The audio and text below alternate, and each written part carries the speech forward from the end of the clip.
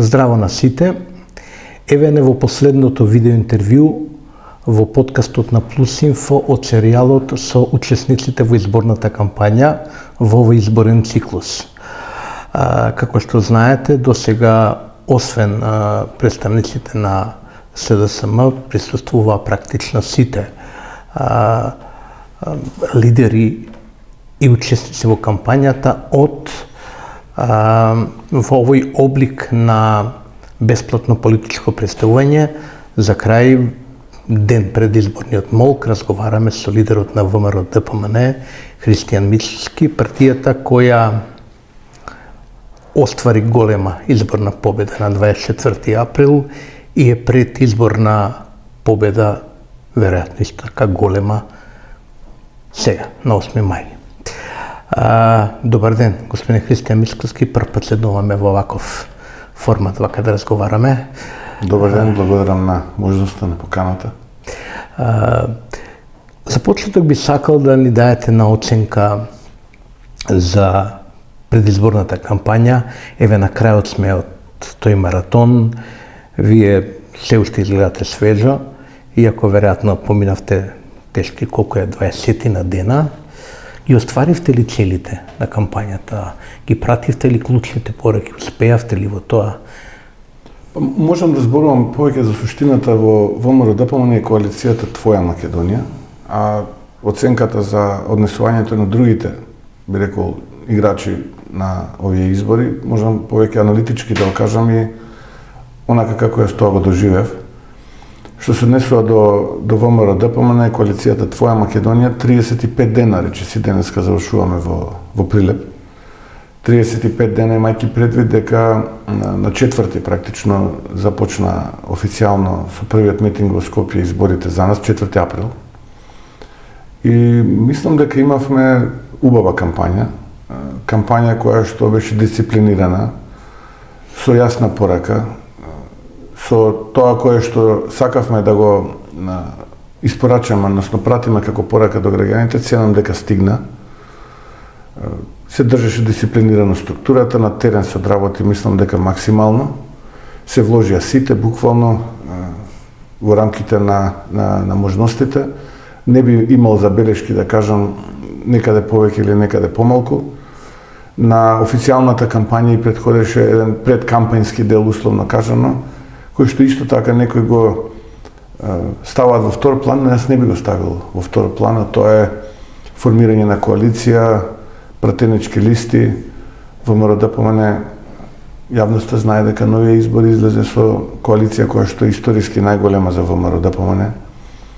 Политичките партии кои што пристапија на коалицијата Твоја Македонија по бројност се во најголем број досега и воопшто во некоја опозицијска коалиција, за разлика од коалицијата на власта, коалицијата на СДСМ и ДУИ.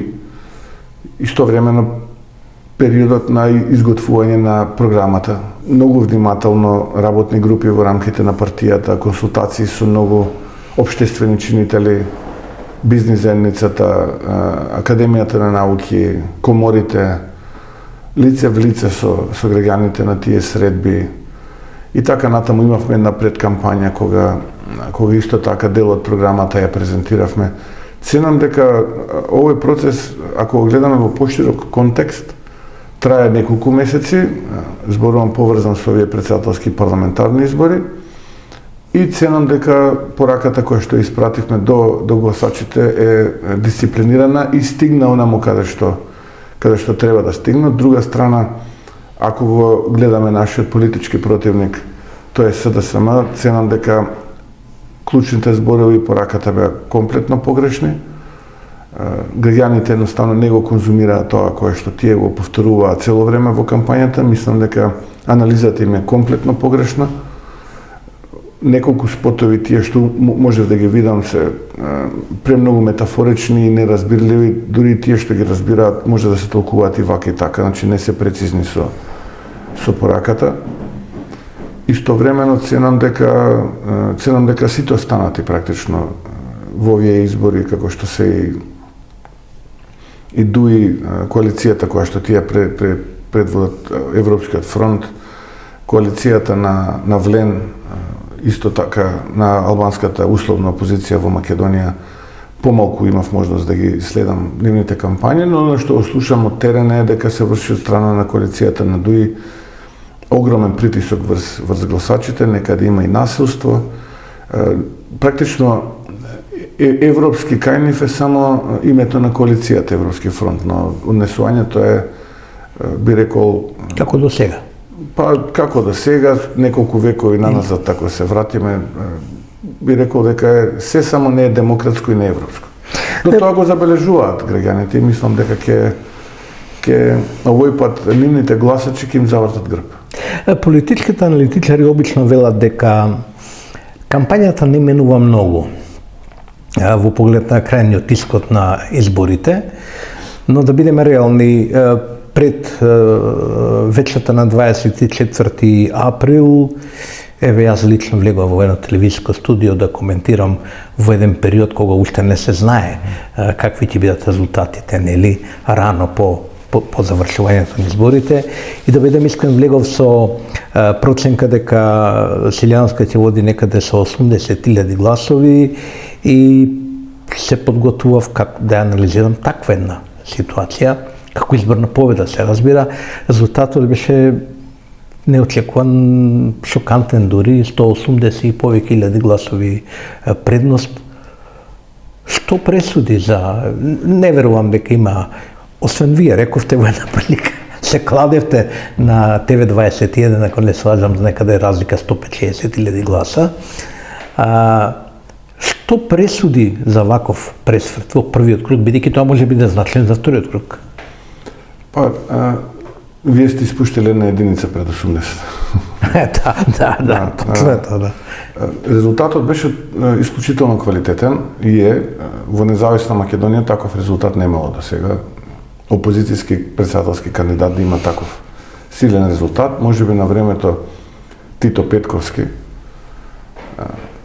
во тие избори таму таа година кога и да се одржува. Ама тоа беше резултат со 120.000 гласа предност, ако не се лажам, толку беше. А 183.000 гласа предност никој немал опозицијски кандидат и уште еднашка се потврдува историјата. Јас мислам дека СДСМ треба својот пораз да го бара многу поназад, не во кампањата и не во овие месеци во кампањата. Ценам дека СДСМ и коалицијата која што ја предводеше СДСМ уште пред изборите во 2020 година беа зрели за пораз на избори, што всушност не ги изгубија, но тогаш направија коалиција нели со Движењето Беса, па имаа 4 пратеника и така натаму. Но ако се анализира, ќе се види дека тогаш во услови на корона тие направија епска злоупотреба на државните ресурси, институции, пари и така натаму. И тогаш, ако успеа да создадат еден амбиент на страв, и ако успеа тогаш некако на начин на кој што делува тогашната структура на владата и раководството на СДСМ, понатаму во годините и во месеците тоа не им успеа. Ако тогашниот резултат на владата... Изгубија локалните избори, не? Да, тоа сакав следно да кажам, но ако пред тоа да го кажам, ако направите анализа на тие избори во таа 2020 година кои што се случуваа во Европа во услови на корона криза, ќе видите дека СДСМ имаше убедливо најслаб резултат. Тогаш, ако се сеќавате, имаше избори во соседна Бугарија, во Србија имаше избори, имаше избори во Хрватска, имаше избори во Австрија и така натаму.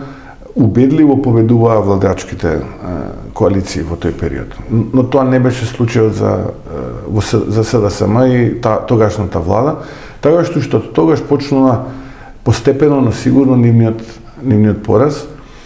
Посериозно се случува во периодот на локалните избори, кога они имаат два убедливи порази и повторно се случи да некоја коалиција од позиција на опозиција освои мнозинство градоначалници, тоа требаше да биде индикатор. И затоа ние во тој период, имајќи предвид интересите на државата и така натаму, ако се сеќавате, се обидувавме да дојдеме до предвремени парламентарни избори и на еден нормален демократски начин да се испочитува волјата на мнозинството граѓани. Но тие одлучија сосема спротивно да се однесуваат, тие одлучија да преку насилни начини, преку чуден некој начин на водење на политика, кога исчезнуваа пратеници во парламентот и така натаму, да обстојат на власт и да ги задржат фотелите по било која цена.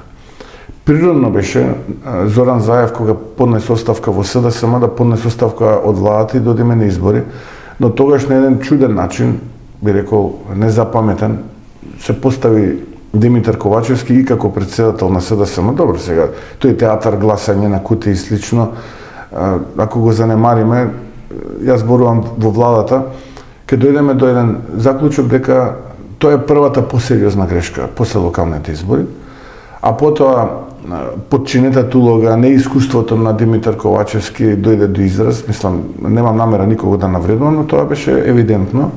Поискусните во тој кампус, Демократската унија за интеграција, Али Ахмети се наметна, некако владеачката партија по цена, по било која цена сакајќи да задржи својата фотелја, влегуваше од грешка во грешка, целосно се подчини на политиките на Демократската унија за интеграција, со што доведе да во Македонија се создаде едно чувство на апартхеид, односно луѓето да се чувствуваат дека имаме малкумина кои што се привилегирани и граѓани од прв ред и едно огромно мнозинство граѓани од втор ред.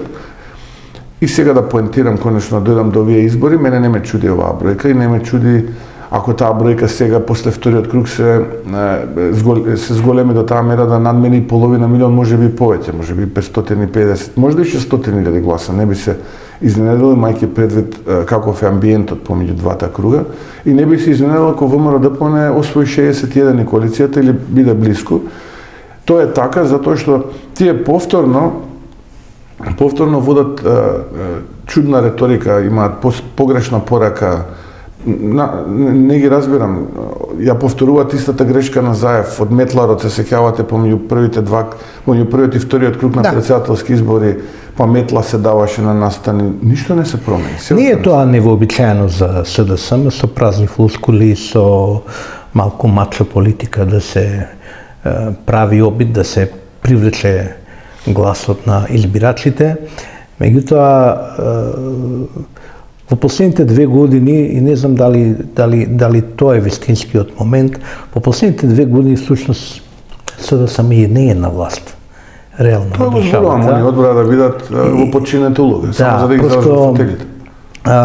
Партијата е дезелитизирана до таа мера што јас себе, кој малку можеби подобро ја познавам таа партија отколку вашата, просто ми е дегутантно и немам волја да расправам за состојбите внатре, бидејќи би се свело на парада на некакви повторно нови флоскули за луѓе, сега да расправаме за луѓе, нели, како велат за луѓе, тоа е последното ниво на дебата, да расправаме, тоа е оговарање веќе кој е каков е.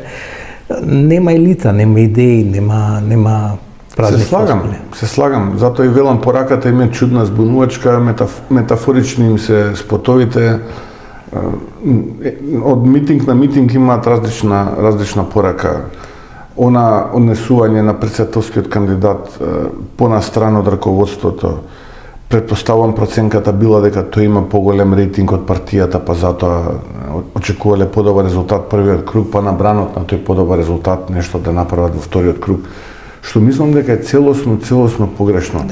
Сам човек подобро тогаш да излезе како независен кандидат. Зошто да ја бара поддршката од партијата ако цени дека има поголем рейтинг од партијата? Да, во ред, кој да е правил таа анализа, мислам, погрешно по мене. Треба да им ги врати парите, што или во секој случај. Вие не беше ли збуднувачки и тоа што ВМРО-ДПМНЕ и Гордана Силјанска, сега ги гледам тие, нели, два сегменти како еден случност, најавите многу сериозна реформа на уставниот систем практично. Силјанска најави темелна уставна реформа, вклучително реформа на комплетно од преамбулата па до некои човекови права и така натаму, до тој најважен дел од уставот.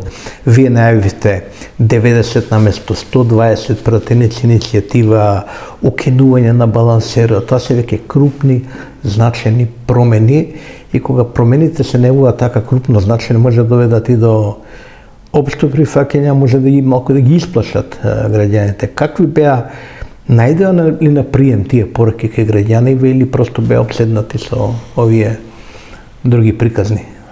Нашата порака е резултат на квалитативна анализа, разговор со фокус групи, интервјуа со фокус групи, за да навлеземе во суштината што е тоа што луѓето го очекуваат од нас. И покрај оние клучни политички пораки дека државата е украдена од народот и така натаму, дека една мала елита владее со државата, многу негативното расположение кон криминалот посебно на Демократската унија за интеграција и раководството, предолго време дел од власт без да се реформираат нити кадровски, нити програмски и така натаму и така натаму. Едно од очекувањата на граѓаните е да имаме озбилна интервенција во делот на редуцирање на ете би рекол политичките институции и места во државата, меѓу кои и парламентот. И затоа ние инициираме во нашата програма дебата и сакаме да отпочнеме еден процес на јавна дебата каде што би го намалиле бројот на пратеници од 120 на 90. Тоа има двојна употребна вредност. Прво, намалуваме за 30 и на тој начин ја зголемуваме моќите на самите пратеници во рамките на парламентот, и второ, на одреден начин градиме институција од почеток практично, затоа што морате да признаете дека после оние настани за време на Преспанскиот договор и гласањата на уставните измени, парламентот како институција го изгуби својот кредибилитет помеѓу граѓаните, и тоа не застана таму, продолжи, исчезнуваа пратеници, потоа имаше друг тип на гимнастики политички во рамките на парламентот, однесувањето на Талат Џафери, однесувањето на мнозинството во парламентот, дека тој што има мнозинство има се, непочитувањето на опозицијата, а немање така јако силно мнозинство. Сето тоа создаде една перцепција кај граѓаните дека на парламентот му треба еден сериозен рестарт, нешто од почеток да се направи, и цениме дека со намалувањето на бројот на пратеници тоа може да се направи. Да, тука сте во право, треба 2/3 да имаме за да тоа се случи. Мислам дека ќе се создаде една таква критична маса на пратеници во парламентот кои што ќе изгласате на ваква измена која што би важела се разбере од следните парламентарни избори. Што се однесува до балансерот, не треба таму интервенции во уставот, тоа е законско решение и тоа треба да е коалицијски договор.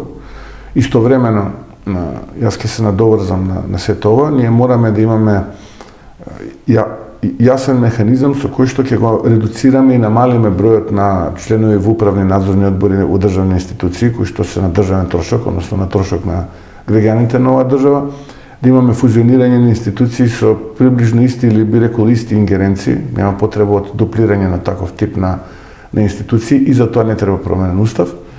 И конечно нешто за што треба повторно 2/3 мнозинство, тоа е практично промена на составот на владата, односно промена на кабинетите, каде што исто така ние понудивме на голема структурна реформа, ценејќи дека ваков како што е сега кабинетот на премиерот е застарен, дека му треба иновирање за да одговори на предизвиците на новото време.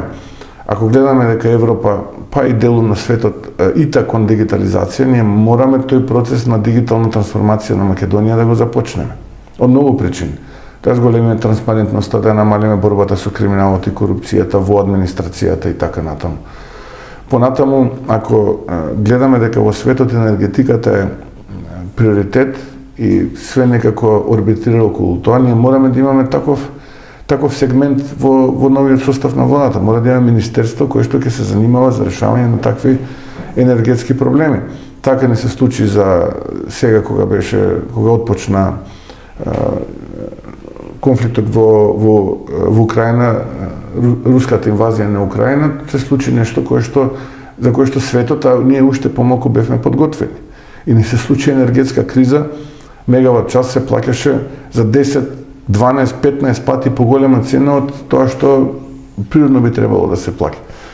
Така што, ако сакаме како држава да ги следиме тие текови, мораме да иновираме и мораме да ги пратиме тие текови. Ако не, ќе останеме пред 20-30 години заглавени и ќе зборуваме за тоа. Понудивме концептуално и содржински измени, да речеме во Министерството за труд и социјална политика. Предвидовме да биде Министерство за социјална политика, демографија и млади. Трудот да се префрли во Министерството за економија, каде што природно треба да бидат работодавачите со работниците на исто место. Сега они се на различни места. Ја не би сакал да ја банализирам темава, но имаме во овој момент, ако не се лажам, 26 министерства и веројатно сме меѓу шампионите во Европа по број. Сега тоа може не е најважната работа, но сепак не е ли тоа премногу, да не сега дојде ова додавање нови... Не верувам дека ќе има повеќе од 20-тина во кабинетот. Сега се оние без ресор, ваков, таков, онаков, потаков. Има агенции за кои јас се затливив, уште откривам дека има агенции со некои имиња за кои не сум знал дека постојат, а би требало да знам, но имам 60 години, сепак 30 години пратам политика и сега откривам како да сум во странство во некоја друга земја, што све има во администрацијата. Токму тоа и го кажувам дека некои од тие агенции и институции треба да се фуженираат и да се намали нивната бројка. Неприродно сега вие имате предшколско образование во Министерство за труд и социјална политика, а во Министерство за образование започнуваме со основно, средно и така натаму. Треба да е тоа еден процес кој што е грасрут, односно ако имаме предшколско, да имаме потоа основно, средно, високо, наука и така натаму, и тоа да биде еден орган. Не можеме се ние два органи да имаме. Зашто зборуваме? Образованието во многу земји во Европа, во Франција земете, Германија започнува уште на предшколска возраст, предучилишна возраст. Започнува на 2-3 години. И сега вие имате еден орган и најнас потоа имате друг орган, едно па друго министерство. Збунувачки делува сето тоа. Инаку нема да има зголемување на бројот на ресори. Вие го имате Министерство за информатичка технологија и администрација, логично е тоа да прерасне во Министерство за дигитална трансформација, администрацијата да преде во Министерството за локална самоуправа и тоа би било некако природна симбиоза на администрација од локална и државна заедно да се биде како што треба. Така што ќе предвидовме многу промени, ценам дека ќе консолидираме 80 пратеника во парламентот кои што ќе бидат подготвени за овакви радикални промени, бидејќи мислам дека и требаат на Македонија. Ке имате ли мнозинство за еден рестарт, кој веројатно ќе биде нужен на европската политика на Македонија? Сега по таа синтагма подразбирам политиката на Македонија во однос на нашиот пат кон Европската унија, НАТО, бидејќи ВМРО да помене партија која станува на тој пат, не е некоја партија што е со намера да го загрози. Претпоставувам дека кога ќе ви честитаат западните амбасадори, не знам кога ќе се случи таа, четврток, петок и така и на првите седби, веројатно првото прашање ќе биде што правиме со ова што беше почнато, уставни промени, па заглавено, и тоа е сега една лимбо ситуација. Ќе има ли еден рестарт на таа политика ВМРО да помене? Што планира? План има ли? Бидејќи социјалдемократија се људам велат, они немаат план, ние имаме план. Нивниот план го видовме. Нема ништо од тој план. А вие имате ли план? Нивниот план не донесе ништо поврзано со евроинтеграциите, напротив, уште повеќе го усложнија тој план. Тука не сме да се исклучи, би рекол, екзибицијата и на Бујар Османи од името на Демократската унија за интеграција. Бидејќи тие сакајќи да се прават многу мудри и паметни, од друга страна да ја задржа доминантната улога во рамките на владата, тоа им е потребно за да прават голем криминал и корупција, што впрочем и го виде македонската јавност и го гледа секој ден. Тие практично го наметна својот став врз овие од СДСМ, кои како раководство морам да признам, дали поради неискуството, дали поради лековерноста, дали поради амбицијата да останат 2 години на фотели, го прифаќа и влегува во една таа игра, без никаква анализа, без да без да воопшто иновираат во тој процес или да се консултираат логично е со опозицијата. Сите законски решенија на СДСМ се гласани без мнозинство на македонците, без мнозинство на мнозинската заедница во Македонија. Игнорирани се. И сега пратете, ако се одлучувало за идентитетските одредници на македонскиот народ, логично е вие да имате мнозинство од мнозинството. А такво нешто немаше. Па тоа било апгрейд на Бадентер системот, би требало да биде така. Не, тоа е пристојно демократско однесување, така. бидејќи не може две мнозинства да има. Може да има мнозинство едно, малцинства се сите оние кои што бројчано не се повеќе од мнозинството. И фер однос, братски однос. И фер однос. И треба да се почитува. Ако мнозинството вели дека не може ова да помине, тоа што треба да се почитува. Бидејќи се однесува на тоа мнозинство. За жал тоа тие не го почитуваат, ви реков, секој од нив си има своја причина зашто тоа да го прави. Едните за криминал, другите за криминални позиции и на тој начин они практично како сложни браќа целиот овој период функционира и ќе видите дека тие функционира не на вредности, туку функционира буквално на интерес. И тоа се гледа во кампањата. Тотално различни пораки. До пред само неколку месеци таму имаше едногласие дека ќе имаат заеднички претседателски кандидат, дека ќе имаат дури и заеднички листи. Едногласие. Тоа беше Европскиот фронт. Да, и сега видите, за само 3 месеци од една порака на единство помеѓу СДСМ и ДУИ, вие за само 3 месеци имате порака од ДУИ, ние сакаме со ВМРО ДПМН да влидеме во коалиција. Со победникот. Победникот ќе биде ВМРО ДПМН. Тоа е на сите ми јасно дека победник. И сега они викаат, не, ние по било која цена, ако не ќе видите ние што имаме, како имаме, ќе видите што ќе правиме. Не може така да се однесуваат. Што ќе прават, господин Мискалски? Па не, Еве не ги примате. Мислам, ке случаите, предпоставам дека префериран партнер би можела да биде албанската опозиција сегашна, да. Влен. Што може да направи ДУИ во таква ситуација? Има доволно мнозинство, може би и повеќе колку потребно. Што може да направи четата на Али Ахмети, командантите? Па не може, мислам дека тие команданти кои што нема 5 пари во джеб во 2001-та сега се милионери, со хациенди како на блискоисточни шеици и многу тешко во овие услови би им се жртвувало сето тоа. Но дека ќе се обидат да прават било какви немири, дека ќе се обидат да го заштитат она кое што го имаат, како рече Али Ахмети во една прилика на локалните избори 21-та, воен плен, така тој рече за Кичево и за Дебар, рече тоа е воен плен. Сега воениот плен е Соравија, Ролс-Ройсот на сватовите, становите, дуќаните во центарот на градот и така натаму, тупаниците што ги делат нивни разбойници по институции како контрола на летање, ќе се обидат да го заштитат. Ние како идна влада ќе се обидеме да го заштитиме системот, државата и институциите. И сме подготвени на тоа, имаме план како да одговориме. Добивавте ли пораки евентуално од странскиот фактор, од странски амбасадори? Морам да ве прашам тоа, бидејќи во Македонија постои една можеби илузија, можеби погрешна перцепција дека странските амбасадори се многу важен фактор во политиката, па тие нешто решават, кој со кого ќе прави влада. Не дека не се битен фактор, да се разбереме, но не сум сигурен колку е тоа премногу значено, но би сакал да знам дали евентуално од нив имате порака, мора да коалицирате со победникот или тој тип на условување, уцени?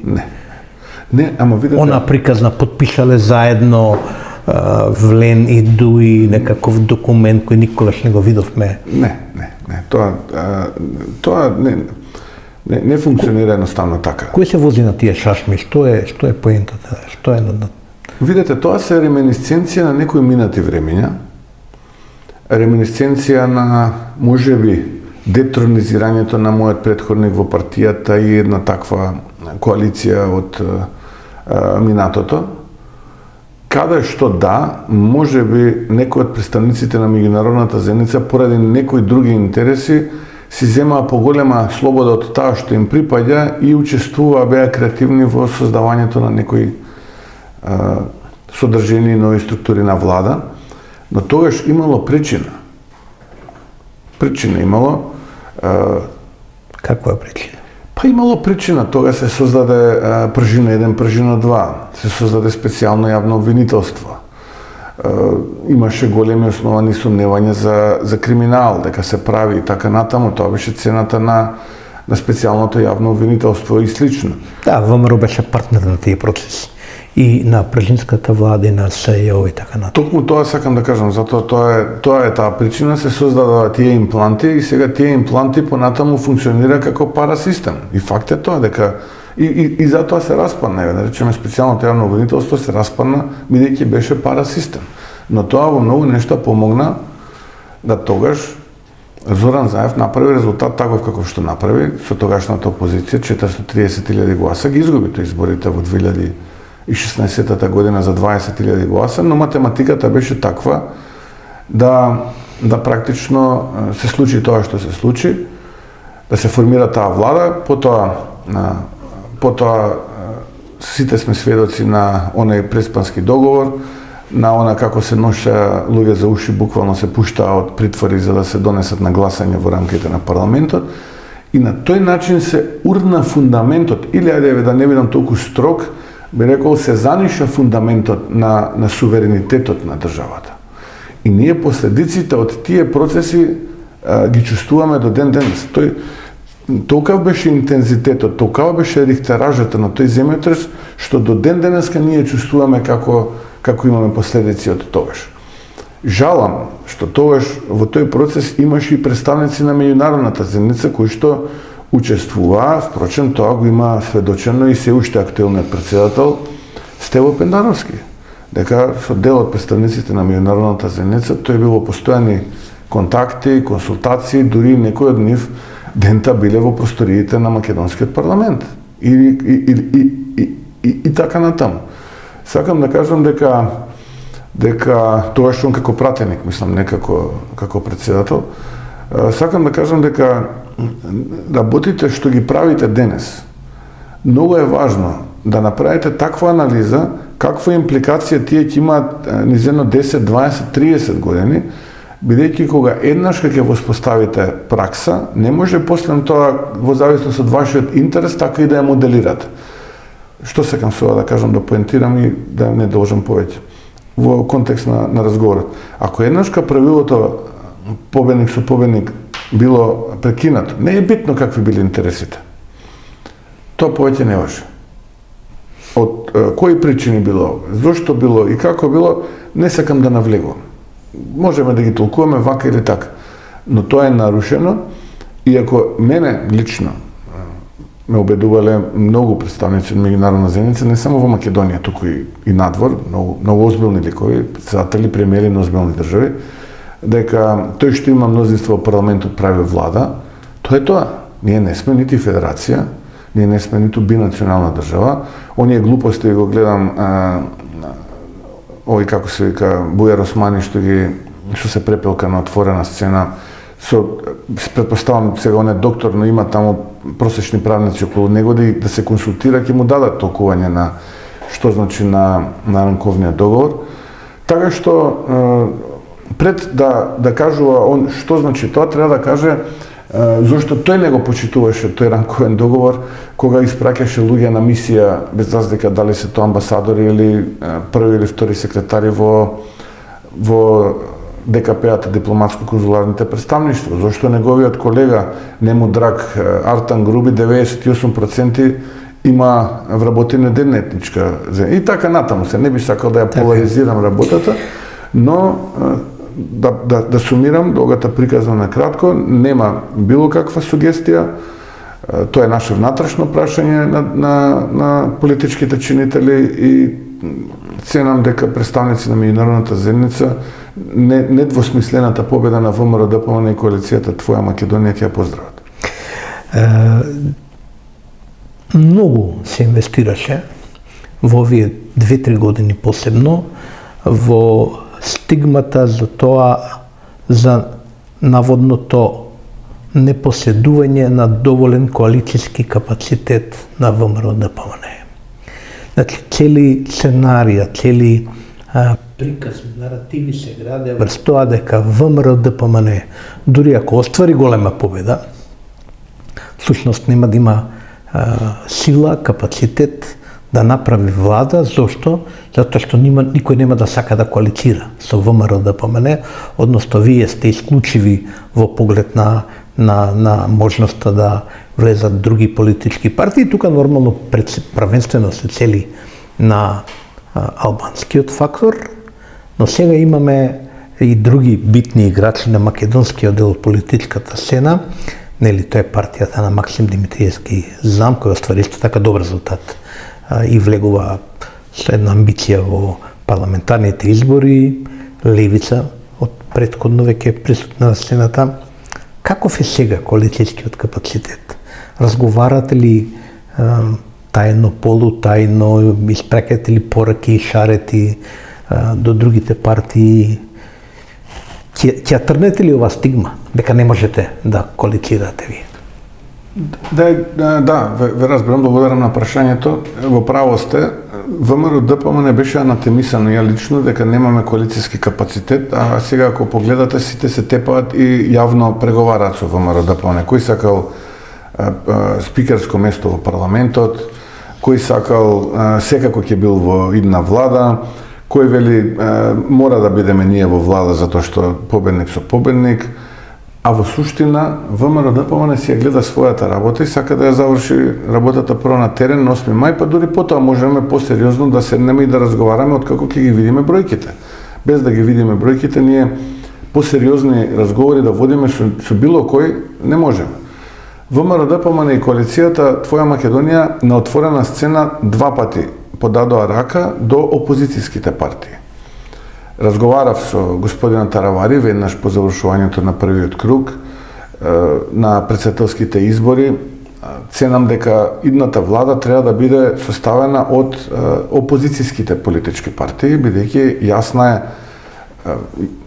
е желбата на граѓаните. Огромно мнозинство граѓани гласаа опозицијски, антивлади на нови избори. И истовремено, за време на кампањата, повикав јавно и подадов рака за општествено и национално обединување до опозицијските партии во македонскиот условно блок. Тоа пред се мислев на Знам и на Левица. Председателот на Левица Димче Апасиев правеше некои гимнастики на отворена сцена, никогаш не се изјасни позитивно, секогаш негативно, дури последните изјави дека грешка направиле 19-та што ја поддржале Силјановска. Мислам дека не му се добри овие политички гимнастики што ги прави на јавна сцена, но тоа е негова работа. Сега нема да го анализирам него. Јасно им стана на гласачите за каков лик и карактер станува збор. Истото и го повикав Максим Димитриевски, председателот на Знам, да се произнесе. Ако е опозицијски кандидат, тогаш сега во вториот круг ние имаме јасно профилирани кандидати двајца. Ако претходно имавме простор за толкување и да разберам, но сега имаме владин кандидат Стево Пендаровски и опозицијски кандидат Гордан Силјановска Давкова. Вие морате да кажете, не можете да молчите. Легитимно е да вие дадете совет до тие, нормално тој ги нема во джеб гласачите, но нормално е да каже, да даде совет за кого тие да го дадат својот глас. И го гледам, па он немало да остане дома, немало да биде неважечко, па се извинува зашто работел за Стево Пендаровски, но никако се врти лево десно, но никако да каже Силјановска. Што е тоа толку тешко? Да каже излезете и гласете за Силјановска. Добро, Силјановска се зблагодари, гордело јасно беше што сака да каже Максим. Сакам да кажам дека таа стигма и тоа анатемисање очигледно дека сега веќе не важи, сега па е обратен процесот. Сега па сите, затоа е многу важно на Геровски, знаете, тоа што го правите сега, многу е важно да гледате во поширок контекст какво влијание ќе има во годините што следат и за вас и за политичката партија која ја водите, но и за државата пред се, и нација. Затоа што ако влезете во дневна политика и ако влечете потези врз основа на чувствата кои што се развиваат и перцепцијата на дневна политика, понекогаш тоа може да ве доведе во многу непријатна состојба. Да потоа голтате што сте кажале. И ние затоа како раководство, како партија, како ВМРО ДПМН и коалиција многу сме внимателни во испраќањето пораки и во и во обврзувањето што ќе направиме, како ќе направиме, затоа што не сакаме потоа да одиме неколку чекори назад. Така што ценам дека ВМРО-ДПМН има голем коалицијски потенцијал, но она што ни е најважно е коалицијата со народот, која што е очигледна и од која што коалиција очекуваме повторно, како што вие го почнавте ова наше денешно интервју, историски резултат. Тоа е историски резултат, што е голема победа, да ги дефинираме бројките. Не сакам да ве држам за збор утре, бидејќи голема победа ќе биде секако, но веќе историски резултат што е? 61? Па голема победа е све што е над 55 плюс. Како триумф би го оценил 61 плюс. Да. Немало во историјата до сега, мисля, че не. Немало. 61. Не, имало од позиција на власт 2008 година, тогашната коалиција предводена од мојот претходник, од Груевски, 63 освои. Мислам, ако не се лажам. Имало и 94-та кога бойкотира ВМРО-ДПМН, Да. но тоа не се... Но од позиција на опозиција немало таков резултат. Сега и времењата се различни, исилувањето си го прави своето, миграцијата, намалениот фертилитет и така натаму. Но за нас голема победа е 55 плюс пратеника во парламентот, триумф е 61 плюс и очекувам имниот председател Силјановска да има повеќе од половина милион гласачи, можеби и 600.000 не би се изненал. Добри, тоа ќе биде историска резултат, И тоа ќе ако биде биде така, историска, се разбира. Вие велите во неколку наврати во интервјуто треба потезите што ги влечеме денеска ќе имаат последици во текот на годините. Јас сепак сакам да ве прашам, тоа е така, но вие нема да ја правите новата влада во текот на годините, вие ќе го добиете мандатот брзо за неколку дена, практично, или не знам како се точно роковите, Има но 20 дена за така, конституирање на парламентот така. до 28 и потоа веќе можеме да... Значи нема да има години, ќе биде помалку од месец дена кој ќе го добиете мандатот. Сакам да ве прашам многу директно, ако освоите 61 пратеник, вие со тоа практично имате мнозинство веднаш автоматски да формирате влада, дури без никого да коалицирате. Аритметичко мнозинство имате во владата, доволно за според уставот за успех. Дали останувате на иницијативата и на потребата да имате најмалку сериозен албански политички субјект во владата како коалицијски партнер? Апсолутно да. И во идниот кабинет доколку ја бидам премиер, секако и другите земјици ќе имаат своји представници. Тука мислам на ромите, турците, србите и така натаму бошњаците. Ќе бидат дел од идниот владин кабинет, затоа што мнозинската, најголема македонската и од малцинските најголемата албанската, да, секако ќе бидат најзастапени, но и другите мора да го покажеме на дело на што го зборуваме мултиетничкиот карактер на државата. Ова не е, повторно ќе кажам, федерација и бинационална држава.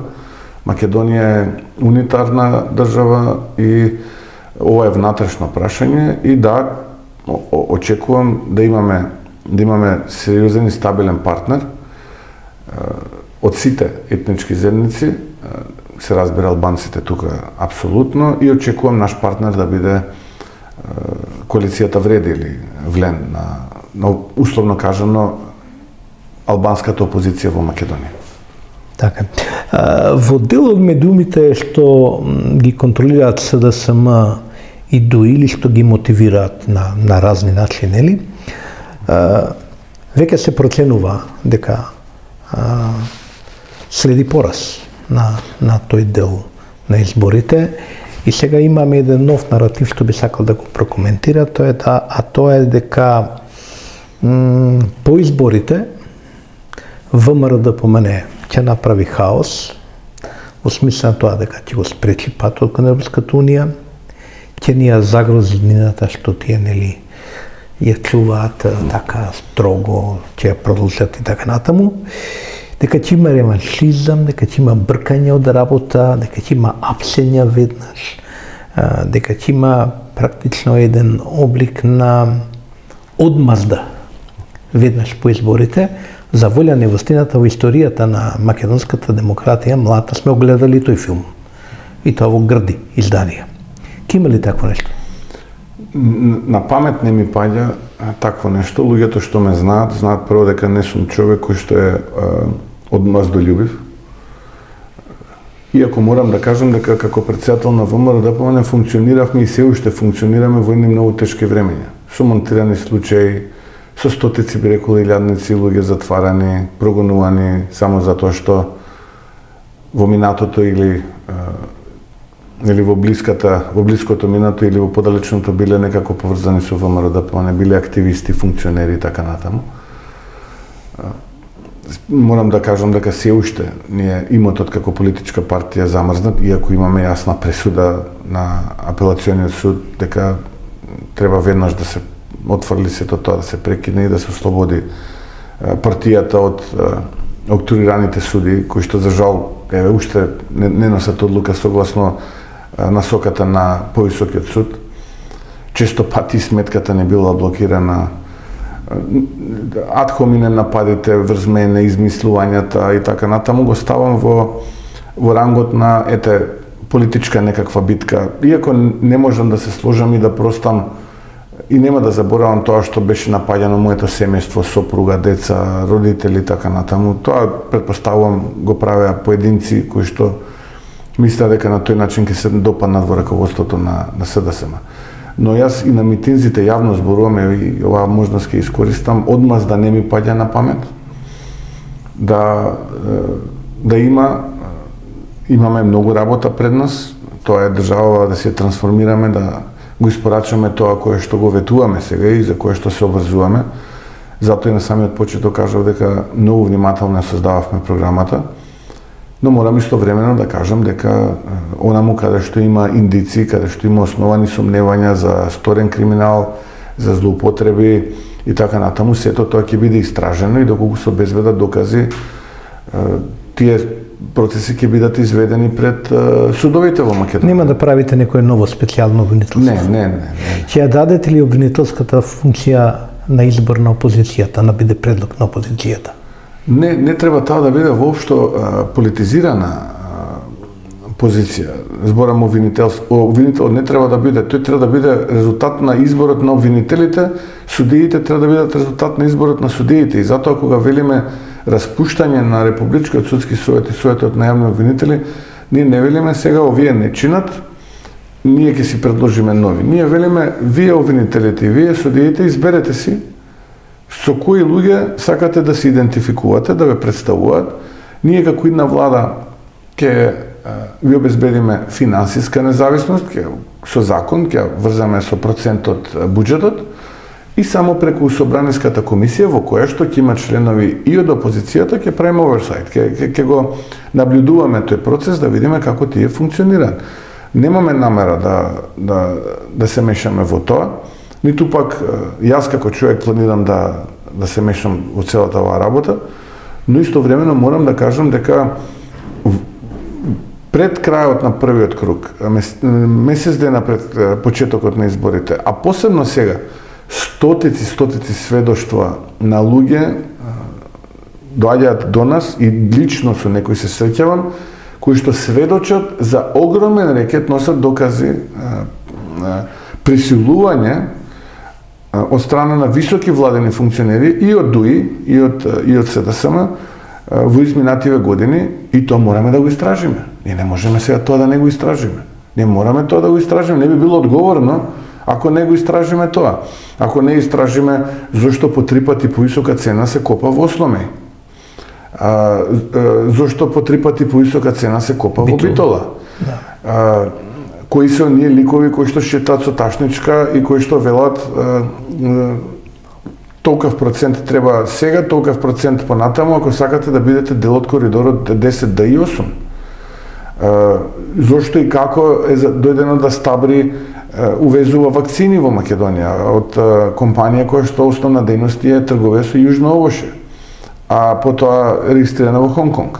И така натаму, и така натаму. Ние мораме овие работи да ги изнесеме до крај и мора јавноста да знае и граѓаните да знаат што се случувало. Ако нема докази, Боже мој, нема да правиме спектакли како што некои од луѓето кои што се мене блиски соработници и пријатели беа сведоци, ги доживеа додека СДСМ беше на власт, па со специјалци да им упаѓаат дома, да ги тревожат пред децата, пред брачните другари и така натаму, па да ги држат во притвори со месеци и слично. Такви спектакли, веруете, нема да правиме, но вистината мора да се знае. Мора да се знае вистината за случајот 27 април. Мора да се знае вистината за гласањето на уставните измени. Едноставно, ако не се знае вистината, ние не можеме да одиме напред. Ако добро забележав, и со ова прашање горе долу го привршуваме разговоров, на еден митинзит изразивте една лична емоција. Рековте, може би нема прецизно да ве цитирам, но рековте дека има една ситуација во која вие го доживувате ова и на личен начин, дека реално победите што ги остваривте на локалните избори во овој прв круг на овој изборен циклус на 24 април и се оно што се случуваше во меѓувреме, практично и вие наследите на партија која беше во незавидна позиција 2016-17 година, дека сте ги направиле и наспроти некои внатрешни отпори во партијата и така натаму. На кого мислевте конкретно? На што мислевте конкретно? Геровски, прво, сакам јасно да ставам до знање дека јас не сум остварил победи. Јас сум само прв во системот кој што победувал. Тоа е еден огромен систем во кој што секој има своја учество, вклучително и сите оние, би рекол, активисти на партијата кои што денеска ќе ги сретнете низ улиците како носат кесички во рака и како се обидуваат да добиеме глас повеќе за да имаме посилен резултат. Јас сум само во случајов прв во тој систем. И благодарам што овој систем функционира вака како што функционира во опозиција, затоа што вие во опозиција немате премногу алатки на располагање, имате само можност да тоа што им го кажувате на вашите сопартици и соработници да ви веруваат. Вие немате премногу алатки. Ако сте власт... Сега сама велеше дека имате контрола врз медиумите комплетно во Македонија. Не. Скоро. Добро, затоа и врз националниот сервис. Со својата самобендинственост и затвореност ќе се ги види сега резултатите. Но да, но да дојдам на самиот почеток. Исто така е факт дека пред 6 години кога јас се преземав партијата како претседател, да речеме, кога ме избра на тој Валандовски конгрес, имаше многумина кои што сето тоа го оспорува, потенцијалот на раководството на партијата, на лидерството и така натаму и така натаму. И вие кога ќе влезете ако влезете во бркање на вештерки и ако се занимавате со сите тие работи, тогаш ќе не можете да ја видите големата слика. Тука е веќе личниот момент. Јас одлучив уште кога сето тоа го согледав да се трудам да го заборавам и да дадам шанса секому кој што сака да биде дел од овој систем и ценам дека сега системот навистина функционира безпрекорно. Јас сум благодарен на секој еден активиста на партијата, благодарен сум на граѓаните што тоа го препозна и ценам дека успеваме во тоа во кое што го имаме зацртано. Нема да ви е ова све драго ако немате личен момент во сето тоа. А мојот личен момент е што сум прв во овој систем кој што победува. И тоа ме прави мене доволно горд дека уште еднашка во животот сум дел од еден систем кој што победува и ја имам свој удел во сето тоа некаков. Не е битно дали тој преголем, премал, било каков и да е. Битно е дека јас сум дел како една клетка во целиот овој организам кој што победува и успеа партијата, како што вие кажавте, да е изолирана, непрепознаена, разединета, помалку би рекол распадната, да повторно дојде во една позиција која што би рекол дека е историска. Така што уште еднаш благодарам на сите оние кои што се вградија и се дел од овој организам. Очекувате ли да после победата да ви се јави поранешниот лидер Никола Груевски и да ви честита? Или може би се јави после 24 април? Или јавно честитаве, не мора да ви се јави Фейсбук? Ова е лично прашање. Го доживам лично затоа што сепак тој е мој претходник. Јас во многу наврати, се до момент додека немавме цврсти докази дека тој практично комуницира со власта, бев воздржан. И често пати во јавноста бев напаѓан. Зошто не се оградам, зошто не го... Едноставно тоа не е моето домашно воспитување, не би сакал за претходниците да зборувам ништо лошо и тогаш реков со тој мој единствен пост, тука затварам темата, 2 поста беа и не сакам повеќе да зборувам на таа тема. И тогаш тој го изгуби моето почитување. Кога ги добив тие информации потврдени со докази. Сега не е битно се, јас во јавноста сигурно нема да излегувам со докази, бидејќи тоа што се случува дома е природно да остане дома. Не очекувам, исто како што тоа не го направи и после локалните избори, исто како што тоа не го направи и после првиот круг претседателски избори, морам да признам дека очекував барем на членството да им оддаде благодарност на истите оние на кои што 14 години им беше председател. Очекував на граѓаните да им се заблагодари после првиот круг претседателски избори, што препознале и дека донеле прав избор и така натаму. Наистина оние граѓани кои што 10 години им беше премиер. Мене не мора нити да ми честита, нити да ме поздрави, нити да ми се јавува. Јас сум небитен во целиот овој случај, системот е битен и барем на тие луѓе требаше да им отдаде минимално признание, бидејќи секој втор ден објавува за нешто, барем тоа можеше да го направи, не испушти таа шанса, а велат втора можност за прв печаток немате. Тоа е добро кажано, точно. Добро, да завршиме разговорот со едно прашање што вообичаено им го поставувам на моите соговорници. Ова е ваше, барем за Плюсинфо, последно обраќање до избирачите, до вашите симпатизери. Се разбира, ќе проследиме и ако вечер одите некаде по митинг. Да, во Прилеп ни е последниот настан митинг. Претходно ќе бидеме со носителот на листа во изборната единица 4. Цел ден во Прилеп имаме акција од врата на врата. Последно мое обраќање директно лице в лице со дел од граѓаните на чија што врата ќе затропам. Тоа е прилика денеска. Имате ли што да им кажете како последна порака на избирачите во овој подкаст? Јас сум благодарен за довербата во првиот круг на претседателските избори. Благодарен сум што граѓаните беа нашиот мотив овие 6 години, како јас сум прво овој систем наречен ВМРО ДПМН, што ни дава поддршка, што не мотивира.